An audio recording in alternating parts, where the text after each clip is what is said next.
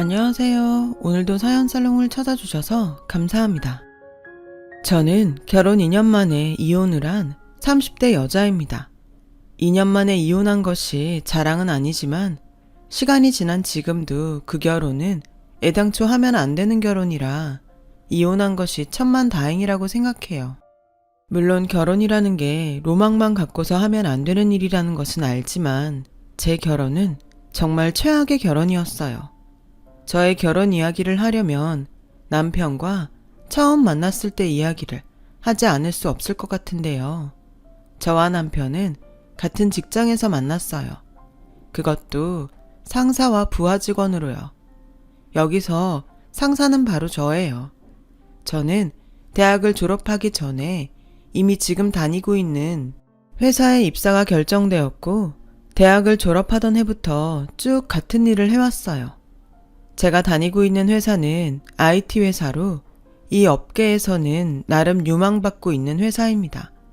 저는 회사에서 프로그램 개발 연구원 일을 하고 있어요.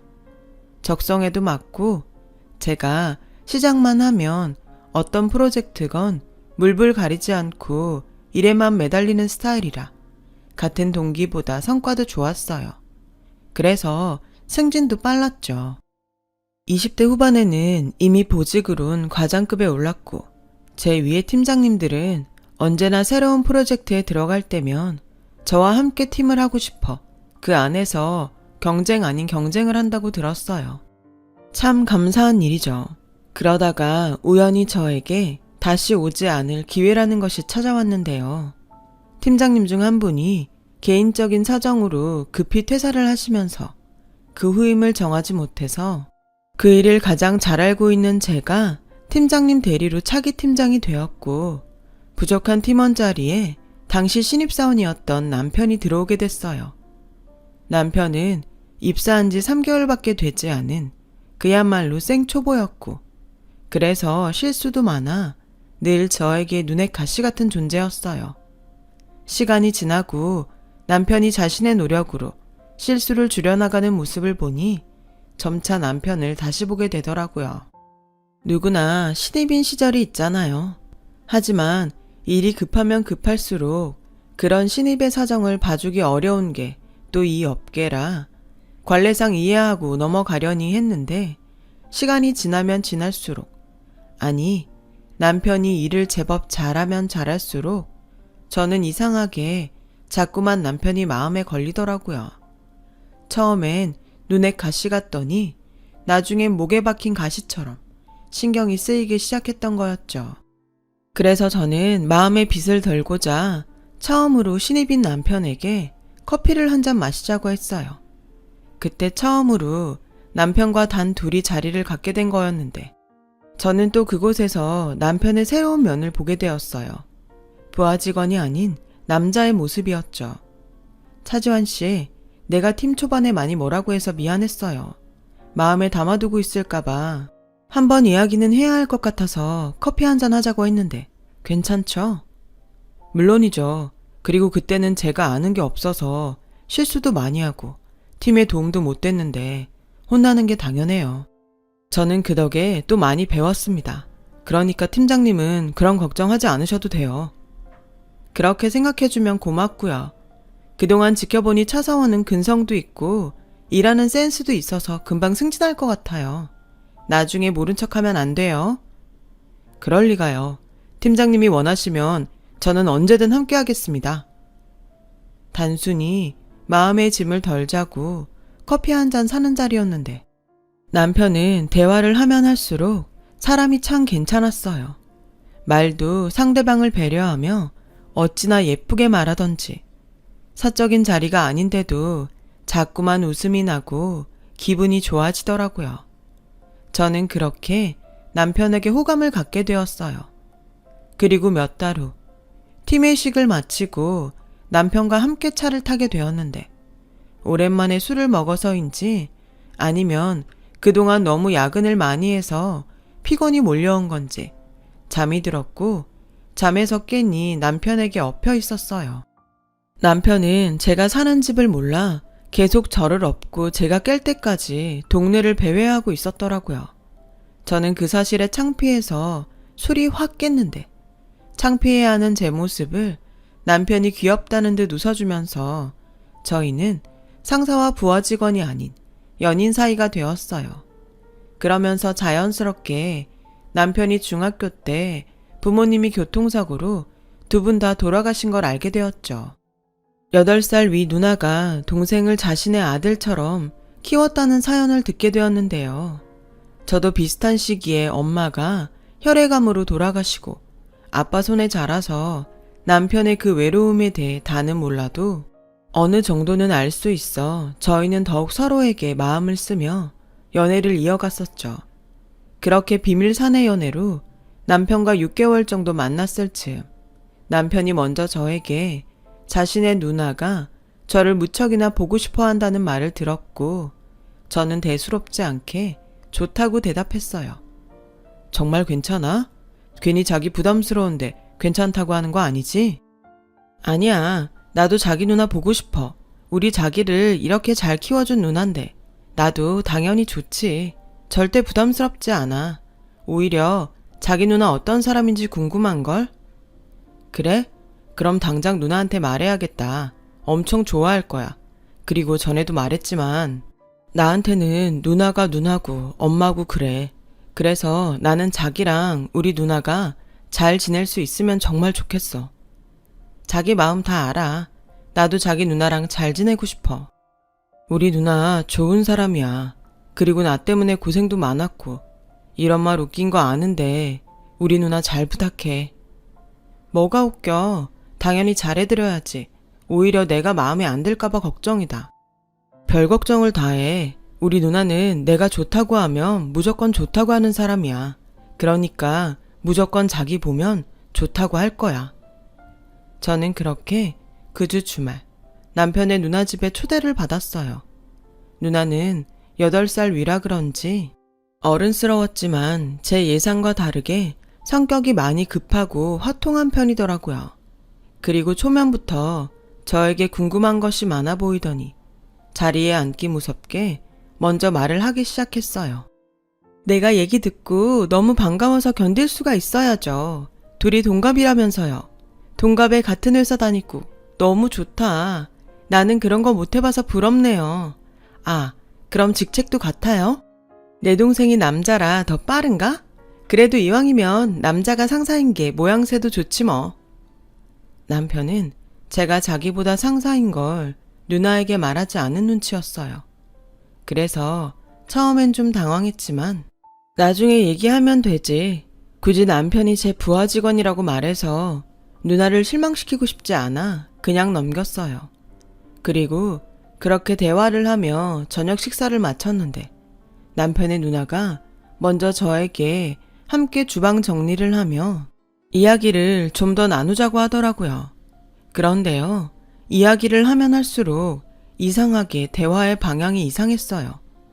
우리 지환이가 부모 없는 거 빼면 정말 빠지는 게 없어. 얼굴 잘생겼지. 머리 좋지. 성격도 너무 좋잖아. 내 동생 만난 거 진짜 잘한 거야.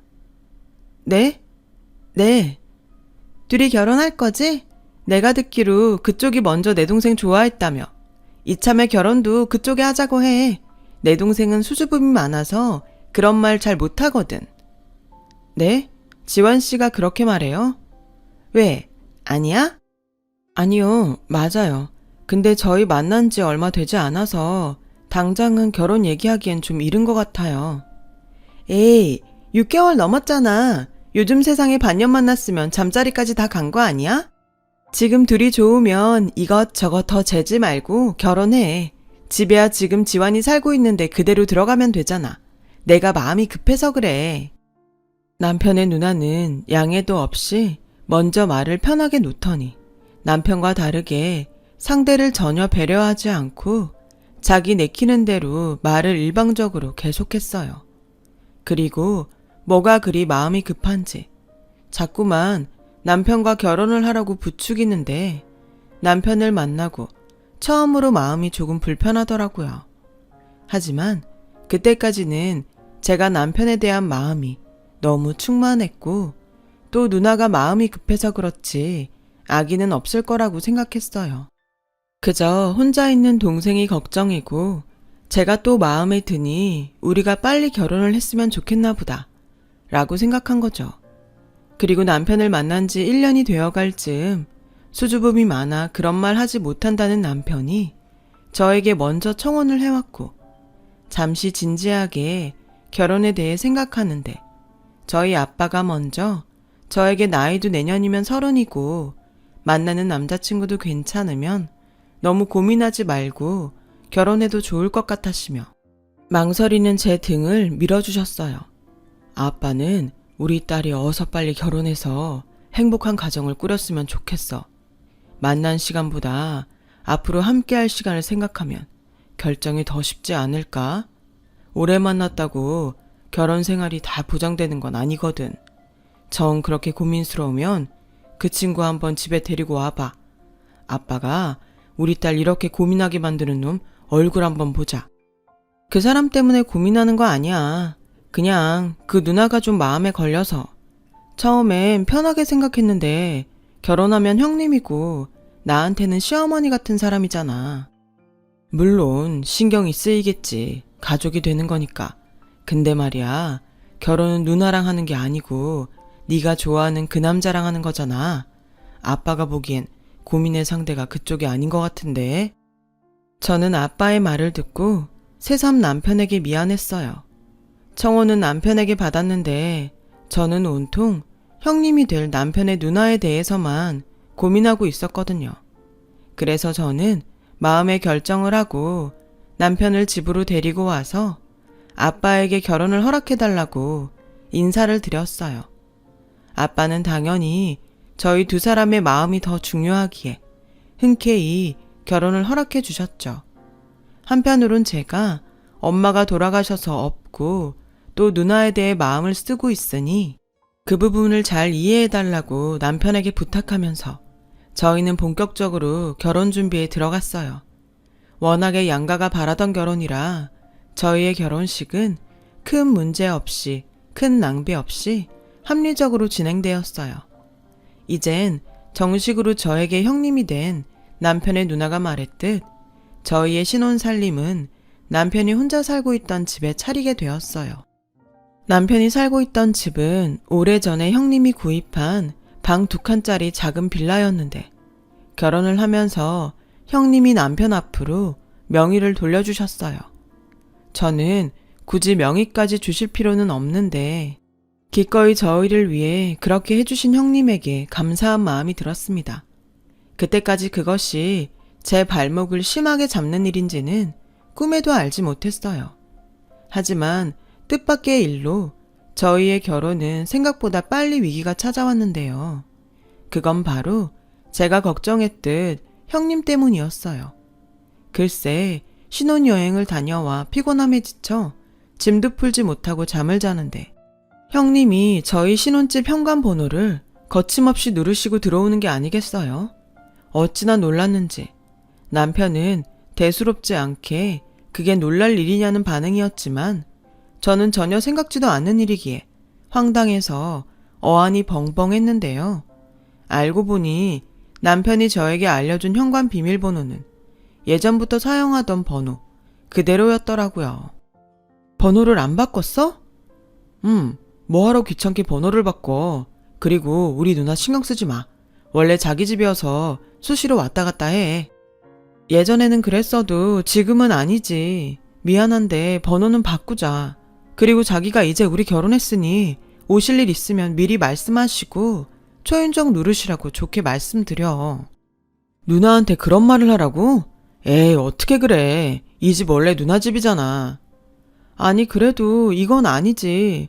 형님이 언제 불쑥불쑥 오실지 모르는데 내가 어떻게 마음 놓고 살아. 그냥 가족이니까 신경 쓰지 않으면 되는데 난 장인어른한테 우리 집 비밀번호 알려드려도 괜찮아. 그런 문제가 아니야. 자기가 얘기 못하면 내가 할게. 결국 현관 비밀번호는 제 고집대로 그날 바꿨고 형님은 달리 어떤 말씀도 없었지만 서운해하는 눈치였어요. 어쩔 수 없다고 생각했죠. 그렇게 저희 부부는 신혼여행에서 돌아온 직후부터 삐걱거리기 시작했어요. 제 입장에서는 지극히 상식적인 이야기였는데 그 후에도 남편과는 그리고 형님과는 이상하게 상식적인 이야기가 통하지 않는 일이 계속 이어졌어요. 올케, 이번 주에 우리 부모님 제사 있는 거 알지? 네, 형님. 결혼하고 첫 제사니까 신경 많이 써야 해. 그리고 이거. 이게 뭐예요? 올케가 제사 지내는 거 잘 모를까봐 내가 준비해야 할 음식이랑 이것저것 적어봤어. 그거 보고 준비 잘해. 저 혼자 준비해요? 당연하지. 올케가 우리 집 며느리잖아. 난 출가 외인이고. 그래도 지금까지는 형님이랑 지환씨가 같이 준비하셨잖아요. 저 지환씨한테 그렇게 들었는데. 그야, 그때는 며느리가 없었잖아. 근데 지금은 이렇게 며느리가 있는데 내가 왜 제사 준비를 해? 당연히 올케 몫이지. 그럼 수고해. 비밀번호도 바꿨으니 나는 제사 지낼 시간에 딱 맞춰서 올게. 손님처럼. 저는 기가 막혔어요. 결혼 전에도 제 손으로 제사를 준비해 본 적이 없었거든요. 게다가 살림 시작한 지도 얼마 되지 않았는데 형님이 주고 가신 음식들을 보니 도저히 제가 만들 자신이 없었어요. 아무래도 지난번 비밀번호 바꾼 문제로 심술을 부리시는 게 아닐까 생각할 수밖에 없었죠. 자기야, 형님이 나한테 제사 준비를 혼자 하라고 하는데 나는 여기에 적힌 음식 하나도 못 만들어. 그동안 자기가 형님이랑 같이 제사 준비했으니까 제사 당일에 자기가 나랑 같이 준비하자. 나한테 도와달라는 거야? 나 그날 늦게까지 야근해야 하는데. 뭐라고? 제사 있는 거 뻔히 알면서 왜 그날 야근을 해? 그리고 자기네 부모님 제사인데 뭘 도와? 돕는 건 나지. 에이, 그건 아니다. 당신이 우리 부모님 며느리잖아. 제사는 원래 며느리가 준비하는 거 아니야? 그리고 지금 우리 팀 바쁜 거 자기가 더 잘 알잖아. 일정 맞추려면 어쩔 수 없어. 앞으로는 계속 자기가 준비해야 할 텐데 이참에 공부한다고 생각하고 열심히 준비해봐. 남편은 그렇게 말 같지도 않은 말을 하며 저에게 격려하듯 말했어요. 어찌나 어이가 없던지요. 그래서 저는 하는 수 없이 제사 음식을 잘하는 곳에 의뢰를 했고 이렇게라도 제사 준비를 모두 끝냈습니다. 설마 큰 소리가 날 거라고는 전혀 예상하지 못했죠. 그런데 시간에 딱 맞춰 오겠다는 형님이 생각보다 일찍 저희 집에 오셔서 제가 준비한 제사 음식이 업체에서 구입한 음식이라는 것을 알고는 노발대발 화를 내며 배달 온 음식을 모두 쓰레기통에 버리는 일이 발생했어요. 올케, 제정신이야? 어떻게 며느리가 시부모님 제사를 본인이 직접 하지 않고 돈을 주고 살 수가 있어? 형님, 아무리 화가 나셔도 그렇지 다 차린 상을 엎으시면 어떡해요. 그리고 제가 직접 만드나 전문가들이 직접 만드나 제사 음식은 제사 음식이죠. 뭐? 올케가 가만 보니까 우리 집을 무시하네. 지금 우리 부모님이 다 돌아가셨다고 막 나가는 거야? 어디 감히 손이 어른한테 토를 달아? 형님, 지금 이거 말 안 되는 거 설마 진짜 모르시는 거 아니죠? 아무리 며느리가 저 혼자라고 하지만 제가 시집 온 지 얼마나 됐다고 제사 준비를 혼자 하라고 하세요? 저 딴에는 제사 망치지 않으려고 신경 써서 음식 맞춘 건데 말이 안 통하네 정말. 이런데 어떻게 내 동생보다 직급이 더 높지? 혹시 그 회사에 연줄이 있어? 아무튼 지금 당장 음식 만들어. 이런 남이 만든 음식 상에 올릴 생각하지 말고 제사 음식에 정성이 빠지면 되겠어? 아무리 엄마 없이 컸어도 이런 기본도 모르고 시집을 오면 어쩌자는 거야? 형님, 말이 심하시네요. 그리고 이렇게 억압적으로 하시는데 제가 만든 음식에 정성이 들어가겠어요? 형님이 저한테 함부로 하시니 저도 할 말은 해야겠는데 계속 이런 식이면 저도 곤란해요. 죄송하지만 서로 선은 지켜주셨으면 좋겠어요. 선? 야, 너 내가 사준 집에서 사는 주제에 말이 너무 많다? 평소에 내 동생한테도 이러냐? 네가 밖에서나 상사지. 집에서는 말단이야, 말단. 어디서 주제도 모르고 입을 놀려. 정말이지 말이 통하지 않고 계속 이렇게 형님과 있으면 저도 제가 무슨 말을 어떻게 할지 몰라 제 사고 뭐고 다 모르겠다 싶어 집 밖으로 나왔어요. 저도 당연히 결혼하고 첫 제사라 준비하는 과정에서 다소 기분이 언짢아도 잘 넘기고 일단은 제사를 잘 마치고 싶었는데 도저히 그런 대접을 받고 그 집에 있을 수가 없더라고요. 그래서 집을 나와 곧바로 남편에게 전화를 걸었는데 저보다 형님이 발빠르게 전화를 했는지 남편은 제가 여러 말을 하지 않아도 이미 다 안다는 듯 제 말을 듣지도 않았고 오히려 서운하다며 전화를 끊어버리는 거 있죠. 서운한 사람이 누군데. 저는 그날 속상하고 서운해서 혼자 회사 근처 호텔에서 밤을 보냈어요. 늦게라도 남편이 전화를 하거나 저를 찾아올 줄 알았는데 남편은 제 기대와 다르게 저를 찾지도 걱정하지도 않았어요. 차마 아빠가 걱정하실까봐 이야기도 못하고 저는 뜬 눈으로 밤을 새고 회사로 출근했습니다. 저에게 단단히 화가 났다는 듯 남편은 저에게 찬바람이 쌩쌩 불더라고요. 아니, 제가 제사 음식 준비를 안 한다고 했나요? 시간이 지나면서 배우다 보면 언젠가 저도 잘할 수 있게 되겠지.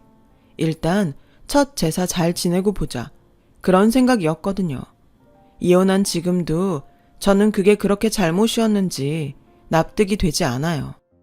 아무튼 이 일을 시작으로 저는 본격적으로 형님과 대립하게 되었고 사사건건 작든 크든 마치 제가 좋다고 하면 싫다고 하고 제가 싫다고 하면 좋다고 하기로 작정을 하셨는지 언제나 저희 둘은 부딪혀야 했어요.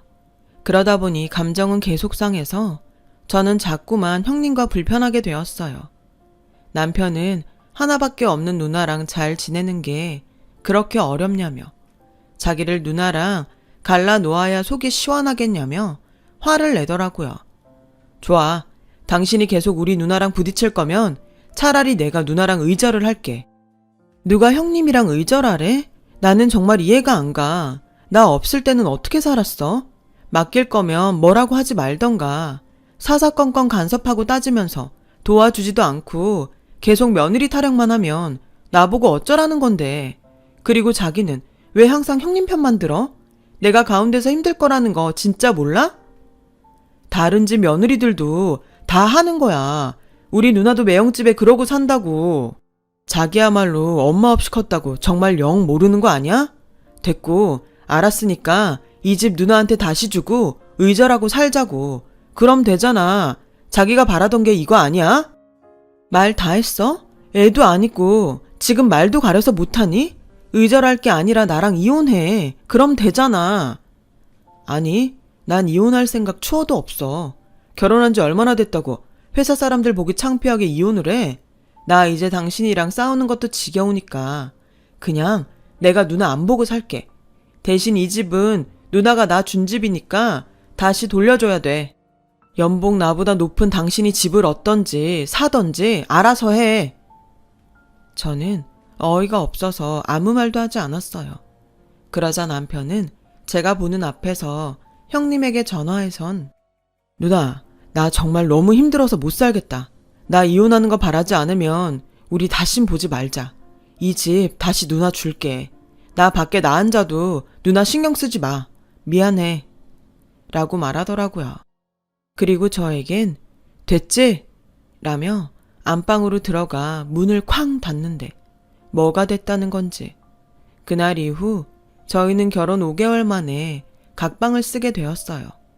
남편은 남편대로 누나랑 의절까지 했는데 자기 보고 더 어쩌라고 그러냐며 삐딱하게 굴었고 저는 본질을 외면하고 저에게만 문제를 돌리는 남편에게 화가 나 물러날 생각이 없었어요. 그렇게 맞이한 결혼 1주년. 남들은 신혼이라 깨가 쏟아지는 줄 아는데 차마 자존심에 남편과 각방 쓰고 있다고 말도 하지 못하고 이 결혼의 끝이 빤히 보이는 것 같아 답답하기만 했어요. 그래도 기념일이니 남편과 잘 풀어볼 계기가 되지 않을까? 저는 일말의 기대를 했는데요. 남편은 결혼 1주년이라는 것에 큰 의미를 두지 않았는지 그날 다른 직원과 술을 떡이 되게 마시고 새벽 3시가 돼서 집에 들어왔어요. 화가 나다 못해 서운하고 내가 왜 이러고 사나 싶어 냉정하게 이혼에 대해 생각하게 되더라고요. 술에 취한 남편이 술김인지 뭔지 자기는 이제 누나도 없고 저밖에 없는데 저와는 계속 평행선을 달리니 자기가 너무 괴롭다고 하소연을 하더라고요. 그래서 그날 저는 혼자 엄청 고민을 했어요. 마음 같아서는 더 늦기 전에 이혼을 하는 것이 낫다고 생각하지만 그래도 누나와 의절까지 한 남편이 짠하더라고요. 그래서 정말 싫지만 눈 한번 질끈 감기로 했어요. 제 딴에는 마지막 시도라고 생각했죠. 그래서 그날은 아침에 서툴지만 콩나물국을 끓였어요. 남편 해장하라고요. 그리고 순순히 제가 차린 밥을 먹는 남편에게 다정한 말투로 마트에 가서 같이 장을 보자고 했고, 제가 먼저 그렇게 손을 내미니 남편은 못 이기는 척 넘어와서 다행히 저희 부부는 그날을 시작으로 사이가 조금씩 좋아졌어요. 각방 생활도 청산했고요. 하지만 부부 사이를 회복했어도 저에겐 고민거리가 하나 있었어요. 저희가 살고 있는 집 때문이었죠. 돈 때문에 그런 것이 아니라요. 어쨌거나 남편 말대로 형님과 의절하고 살 거면 당연히 집은 형님에게 돌려줘야 맞는 거였으니까요. 그런데 제가 옳았구나 하고 집을 또 알아보기는 입장이 난처한 게 마치 남매가 정말 의절하길 바라는 것처럼 보일 것 같아 정말이지 이러지도 저러지도 못하겠더라고요. 그렇게 고민만 하던 날이 지나 시부모님의 제사가 또다시 돌아왔어요. 저는 이번에는 서툴지만 손수 제사 음식 준비를 했고 정말 큰 마음을 먹고 형님에게 연락을 했어요. 저희 집 현관 앞에서 남편과 형님이 실랑이가 벌어지는 어처구니 없는 일이 발생했어요. 누나, 나 이혼하는 걸 보고 싶어? 우리 다신 보지 말자고 했잖아. 지환아, 아무리 그래도 자식인데 부모 제사에 인사는 해야지. 미안해. 근데 나 지금 너무 좋아. 제사를 안 지내는 것도 아니고 우리가 알아서 지내는데 누나가 뭐하러 와. 그냥 나랑 우리 집 다 있고 매형이랑 잘 살아. 집은 조만간 비워줄게. 얘, 아무리 그래도 그렇지. 내가 너를 어떻게 키웠는데 장가 갔다고 나한테 이럴 수 있어? 옳게도 그래. 우리 남매 이렇게 찢어나오니까 좋아? 왜 이 사람한테 뭐라고 그래? 나 둘이 싸우는 거 진짜 다신 보고 싶지 않아. 근데 이혼하는 것도 싫거든. 그러니까 누나가 나 좀 이해해줘. 자기야, 들어가자. 지환아! 어찌나 불편한지 그날 결국 형님은 저희 집에 들어오지 못하셨어요. 그리고 저는 내내 남편 눈치를 받고 다음날 이렇게 된 이상 이사 가지 않으면 안 될 것 같아 부동산에 집을 알아보고 은행에 가서 대출을 문의했어요. 그런데 정말 어이없는 사실을 알게 되었는데 글쎄 제 앞으로 제가 모르는 마이너스 통장이 있는 게 아니겠어요? 그리고 그 사용 금액을 보니 거진 5천만 원이 넘었더군요. 그 사실에 너무 놀라 이건 당장 경찰에 신고를 했어요. 참 어이없게도 제 명의를 도용한 사람은 형님이었고 형님은 도어락 마스터키로 저희 집을 열고 들어와 제 신분증과 도장을 훔쳐 뻔뻔하게 마이너스 통장을 만들었더라고요. 형님, 제정신이세요? 이건 범죄예요. 그 돈을 다 어디다 쓰신 거예요? 이게 다 올케 때문이야. 올케가 내가 준 내 집에서 살면서 동생이랑 의절시키고 그래서 괘씸해서 그랬어. 이게 다 올케가 원인이라고. 지금 그게 말이 된다고 생각하세요? 저 이거 그냥 못 넘어가요. 못 넘어가긴? 내가 아무리 올케 명의 돈을 썼어도 올케가 사는 집값보다 싸. 안 그래? 그래요? 그럼 그 집 팔아서 형님이 쓰신 돈 제가 다시 챙겨도 되는 거죠? 저는 이런지도 모르고 저 때문에 지환 씨랑 형님 의절한 것 같아 마음 아파했는데 저 이 일 지환 씨한테 당장 이야기할 거예요. 올케, 미안해. 알겠어. 내가 다 잘못했어. 그냥 이사 가지 말고 그 집에서 살아. 나 지환이 안 보고 살게. 그러니까 지환이한테는 아무 말 하지 마. 응? 부탁이야. 내가 잘못했어. 저는 이 황당한 일을 겪고 어디서부터 뭘 어떻게 해야 하는지 답답했어요. 솔직히 형님의 말처럼 남편에게 굳이 알려 또 분란을 일으키고 싶지 않은 마음도 있었고요. 그래서 그 형님 말대로 5천만 원으로 형님 집 얻어 산다고 생각하고 떳떳하게 이사를 포기했는데 그렇게 한 달 후 어마어마한 사실을 알게 됐어요. 그날은 제가 몸이 좋지 않아 월차를 내고 하루 쉬는 날이었는데 남편이 깜빡하고 핸드폰을 집에 두고 출근을 했더라고요. 처음엔 회사에 가져다 줄까 했는데 어지간한 일은 회사 전화가 있고 카카오 메시지도 회사 컴퓨터로 다 확인할 수 있으니 굳이 그럴 필요가 있겠나 싶어 말았는데 제 눈에 형님이 보내는 실시간 메시지가 보였어요. 니처 꾀병 아니야? 그리고 핸드폰 그냥 집에 둬도 돼? 혹시 올케가 보면 어떡하려고? 괜찮아. 어제 누나랑 톡하고 무음으로 해놔서 울리지도 않을 거야. 게다가 원래 그런 거 신경도 안 써. 걱정하지 마. 저는 두 사람의 실시간 대화에 지난 대화글을 읽었고 정말 어이없게도 의절이 두 남매의 가짜 연극이라는 것을 알았어요. 걔 정말로 너랑 나 의절한 줄 아는 것 같더라. 하기사 우리가 연기를 좀 잘했어야지. 괜히 들키지 않게 조심해. 조금 더 하면 알아서 지가 먼저 우리한테 꼬리 내릴 것 같으니까 누나는 계속 나한테 매달리고 해야 해. 알았지? 그래, 염려하지 마. 근데 혹시 올케가 다른 말은 안 해? 은행 다녀왔다고. 은행? 그런 얘기 안 했는데. 왜? 아니, 네가 전에 나하고 의절하니 집은 다시 준다고 했잖아. 그래서 이사할 생각으로 대출 상담 같은 거 받았나 해서. 그런 소린 없었는데 요즘 또 무슨 꿍꿍인지 별다른 말을 안 해. 그래? 알았어.